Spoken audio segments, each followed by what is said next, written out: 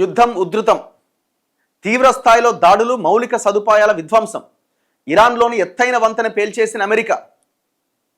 ఇరాన్లో ఉన్న ఆ దేశంలో అతి ఎత్తైన వంతెనని పేల్చేసిందట. 8 మంది చనిపోయారు, 95 మంది గాయాలైనవి. ప్రతీకారంగా ఇరాన్ ఏం చేసింది? పశ్చిమాసియాలో ఉన్న అంటే గల్ఫ్ కంట్రీస్లో ఉన్న 8 భారీ వంతెనలు కూల్చేస్తామని ప్రకటించిందట. ఇంకా కూల్చలేదు, ప్రకటించింది ఇరాన్. కువైట్ వాళ్ళు అనంత పని చేస్తారు, ఎందుకంటే వీళ్ళు అటాక్ స్టార్ట్ చేయగానే వీళ్ళు ఇంకొక దాడి చేస్తున్నారు. ఖతార్లో ఉన్న అతి భారీ చమురు కేంద్రం మీదనే అటాక్ చేశారు కదా, ప్రపంచంలోనే అత్యంత పెద్దదైన చమురు కేంద్రం అది. కువైట్ చమురు రిఫైనరీ పైన దాడి చేసింది. అబుదాబిలో క్షిపణి శకలాలు పడి 5 భారతీయులకు గాయాలైనవి. మరో F-35 అనే విమానాన్ని కూల్చేశామని. సరే, ఇది ఎక్కడ పోయింది సార్? గుంటూరుకు పోయింది కదా.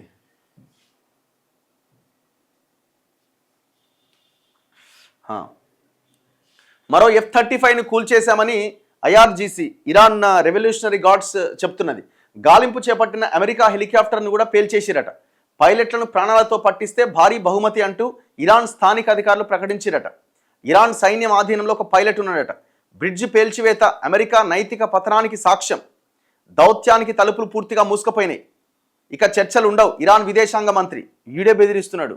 ఇక చర్చలు ఏం లేవు, చూసుకోరు. కానీ ఇరానే బెదిరిస్తున్నది.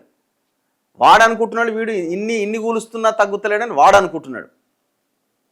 ఎట్లా ఉన్నది చూడండి. ఇక ఇరాన్లో వంతెనలు, విద్యుత్ కేంద్రాలు ధ్వంసం చేస్తాం. హోర్ముజ్ను తెరిచి చమురు స్వాధీనం చేసుకోగలం. ఆలస్యం కాకముందే ఒప్పందానికి రావాలి ట్రంప్ అంటుండు. పశ్చిమాసియాలో యుద్ధం మరింత ఉధృతమవుతోంది. పౌర మౌలిక సదుపాయాలపైన దాడులు జరుగుతున్నాయి. ఇరాన్లో వంతెనను అమెరికా పేల్చేస్తే గల్ఫ్ దేశాల్లోని చమురు, విద్యుత్ ప్లాంట్లు, డీసాలినేషన్ వ్యవస్థలను ఇరాన్ లక్ష్యంగా చేసుకుంది. అటు అమెరికా యుద్ధ విమానాన్ని కూడా పేల్చేసింది. దాడులు చేయబోమంటూనే అమెరికా మోసానికి పాల్పడిందని ఇరాన్ ఆరోపిస్తే, ఒప్పందానికి రాకపోతే ఇరాన్లో వంతెనలు, విద్యుత్ ప్లాంట్లు ధ్వంసం చేస్తామని ట్రంప్ హెచ్చరిస్తున్నాడు. ఇరాన్లోని టెహ్రాన్ నుంచి కరాజ్ ప్రాంతాన్ని కలిపే ఒక భారీ వంతెన B-1 అనే బ్రిడ్జ్ను అమెరికా శుక్రవారం పేల్చేసింది. ఆ పేలుళ్ల వీడియోను అమెరికా అధ్యక్షుడు ట్రంప్ ట్రూత్ సోషల్లో పోస్ట్ చేశారు. ఇంకా ఆలస్యం కాకముందే ఇదే ఆ ధ్వంసమైన ఇది.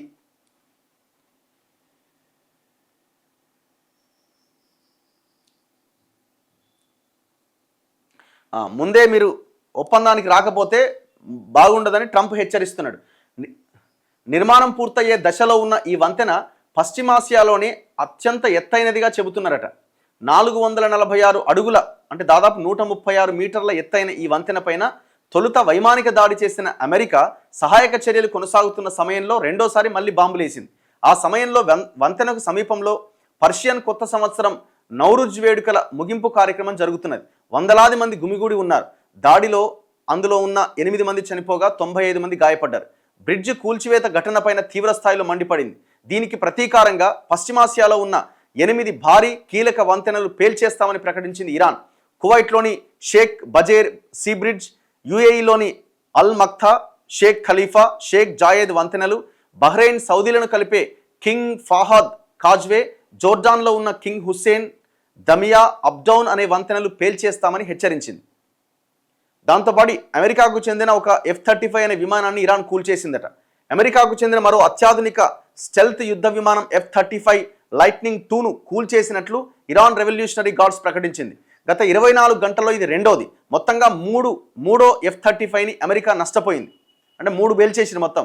శుక్రవారం సెంట్రల్ ఇరాన్లోని కోగిలుయో ప్రాంతంలో ఈ ఫైటర్ కూలిపోయి భారీ పేలుళ్లు జరిగినాయట. అయితే అందులో ఉన్న పైలట్లు ముందే ఎజెక్ట్ వ్యవస్థ ద్వారా బయటపడి నేలపైన దిగారని, వారి కోసం అమెరికా హెలికాప్టర్లు, C-130 హెర్క్యులస్ విమానాలు తక్కువ ఎత్తులో ఎగురుతూ గాలింపు చేపట్టాయని వెల్లడించింది. గాలింపు వీడియోలను కూడా విడుదల చేసింది. ఆ అమెరికన్ పైలట్ను ప్రాణాలతో పట్టిస్తే విలువైన బహుమతి ఇస్తామని ఇరాన్ సైనికాధికారులు ప్రకటించారు. అయితే సదరు పైలట్లను ఇప్పటికే ఇరాన్ సైన్యం పట్టుకుందనే వార్తలు కూడా వస్తున్నాయి. ఇరాన్లో ఒక యుద్ధ విమానం కూలిపోయిందని, రెస్క్యూ ఆపరేషన్ కొనసాగుతోందని అమెరికా రక్షణ శాఖ ఉన్నతాధికారులు వెల్లడించినట్టుగా వాల్ స్ట్రీట్ జర్నల్, CNN తెలిపాయి. ఒక పైలట్ను గుర్తించి రక్షించారు. కూలిపోయినది F-15E ఫైటర్ అయి ఉంటుందని, ఎందుకంటే F-35లో ఒకరే పైలట్ ఉంటారని, F-15Eలో 2 పైలట్లు ఉంటారని విశ్లేషించినాయట. ఏదో అది కూలిందా కూలలేదా, ఏదో మొత్తానికైతే ఒకటి కూలిందట. సో ఇరాన్ ఏం చేసింది, నిన్న కువైట్ చమురు రిఫైనరీ పైన దాడి చేసిందట. ట్రంప్ బెదిరింపు ప్రకటనలు, మౌలిక సదుపాయాలపైన అమెరికా ఇజ్రాయెల్ దాడుల నేపథ్యంలో ఇరాన్ కూడా భారీ స్థాయిలో దాడులకు దిగింది. ఇజ్రాయెల్తో పాటు గల్ఫ్ దేశాలపైకి క్షిపణులు డ్రోన్లతో విరుచుకుపడ్డది.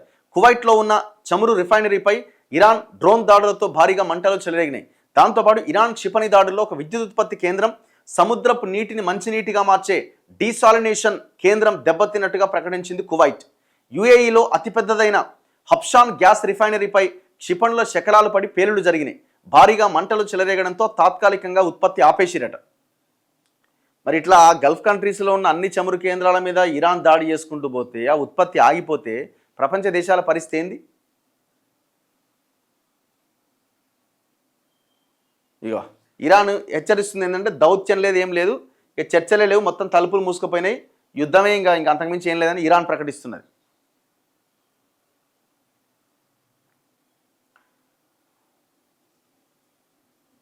సో ఇట్లా ఈ వార్ కంటిన్యూ అవుతున్నది. ఇది ఎక్కడ దాకా పోద్ది అన్నది మనం ఏం చెప్పలేని పరిస్థితి. అన్ని దేశాల మీద ఎఫెక్ట్ చాలా స్పష్టంగా కనబడుతున్నది. అవగాహన లేని మాటలు. నిన్న ముఖ్యమంత్రి రేవంత్ రెడ్డి మీద కేరళ మాజీ ముఖ్యమంత్రి